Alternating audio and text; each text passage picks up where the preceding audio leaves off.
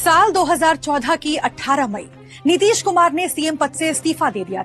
नए सीएम का नाम तय करने के लिए नीतीश, शरद यादव, वशिष्ठ नारायण सिंह समेत कई नेता मुख्यमंत्री आवास पर जुटे थे। तभी विधायक जीतन राम मांझी ने एंट्री ली। उन्हें देखते ही नीतीश बोले, यहाँ आइए, मेरी कुर्सी पर बैठिए। ये कुर्सी और आवास अब आपका है। महादलित समुदाय से आने वाले मांझी कुछ समझ पाते उससे पहले ही नीतीश ने कहा, अब से बिहार के मुख्यमंत्री आप हैं, संभालिए ये सब। बिहार की इलेक्शन सीरीज मुख्यमंत्री के आखिरी एपिसोड में कहानी जीतन राम मांझी की, कैसे मुसहर जाति का एक लड़का पहुंचा सीएम की कुर्सी तक।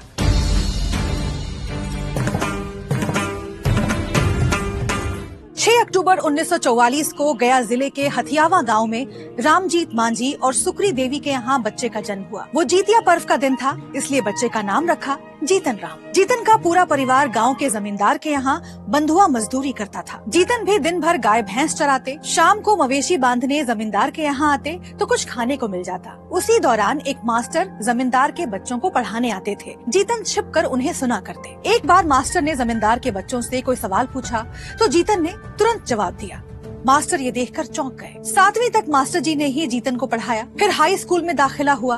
पढ़ाई के दौरान ही महज 11 साल की उम्र में उनकी शादी बिंदी देवी से हो गई। इसी दौरान जाति की भयावह सच्चाई से बीच बीच में उनका सामना होता रहा।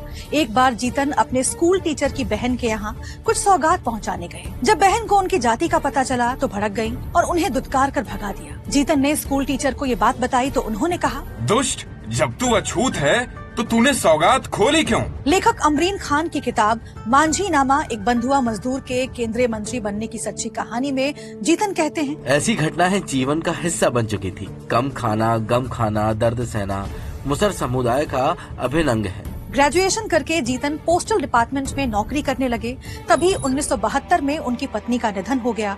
उसी साल उन्होंने शांति देवी से दूसरी शादी की। इस दौरान जीतन राजनीति में एंट्री का रास्ता भी तलाश रहे थे। वो अक्सर गया के कांग्रेस दफ्तर जाते, कई बड़े कांग्रेसी नेताओं से मुलाकात होती। 1980 में जब बिहार विधानसभा चुनाव आए तब जीतन को लग रहा था कि पार्टी उन्हें फतेहपुर सीट से टिकट देगी। उन्होंने नौकरी छोड़ दी और दिल्ली आ गए। तभी पता चला कि उनका टिकट कट गया है। जीतन रोने लगे और तुरंत पूर्व सीएम जगन्नाथ मिश्र से मिलने उनके घर पहुंच गए। तब जगन्नाथ ने पीएम इंदिरा गांधी से उनकी सिफारिश की। आखिरकार जीतन को फतेहपुर सीट से टिकट मिला और वो 13,000 वोटों से जीतकर पहली बार विधायक बने। 1985 में वो दोबारा इसी सीट से जीते, लेकिन फिर लगातार 3 चुनाव हारे। जब 1996 के लोकसभा चुनाव में कांग्रेस ने टिकट नहीं दिया तो जीतन ने लालू से मिलकर जनता दल ज्वाइन कर ली। 1997 में लालू ने आरजेडी बनाई तो जीतन भी उसमें चले गए और राबड़ी सरकार में राज्य मंत्री बने। लेकिन जल्द ही मांझी ने आरजेडी छोड़ जेडीयू का दामन थाम लिया। 2005 में नीतीश कैबिनेट में वो मंत्री बने, लेकिन कुछ ही घंटों में इस्तीफा देना पड़ा।